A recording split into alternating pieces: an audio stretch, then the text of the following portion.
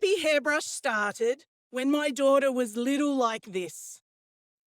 I was at the front door. We were trying to get out to get to preschool in a hurry. She was crazy hair, and I yelled at her in my frustration, "If you don't sit still, be quiet, I'm going to chop all that hair off."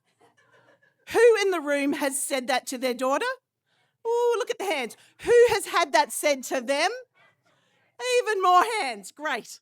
So I decided that I was going to change the whole game and change the conversation between little girls and their mothers. Because unconsciously, little girls and their mothers, particularly when they're 4, 5, and 6 years of age, have 2 conversations every day to sit still, shut up, and get on with it. They're conditioned to be compliant and complicit, to not complain, to not speak up, and to not actually be empowered. So, with a bit of testing and a bit of trialling, the happy hairbrush came into existence. And the happy hairbrush, in 5 strokes or less, can detangle the messiest hair ever. And to give you an example, you can have a crazy bird's nest and not feel too bad about it, because you can actually detangle your hair and not hurt it and not break it, and it's not a problem. I started Happy Hairbrush when I had left my own domestic violence scenario with my daughter, who was 3, and I decided to change the world. My sister loaned me $3,000 so that I could get my first samples, and I started selling them at the school gate to other school mums.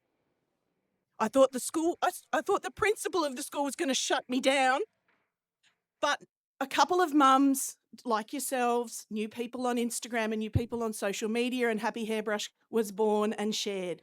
We are now, fast forward 7 years in business, we're in 300 salons stocked around Australia. We're in 30 salons in New Zealand. We have sold over 350,000 brushes. We are now in the UK, and we are now in a position to start realising the big vision of 1 billion brushes, because I want 1 billion little girls to not sit still, to not shut up, and to not be complicit in being a good girl anymore. And if we do that, we change the world. So girls, let's get your happy hairbrushes up in the air. And every woman has a happy hairbrush in your bag. So I dare you to brush your hair right now.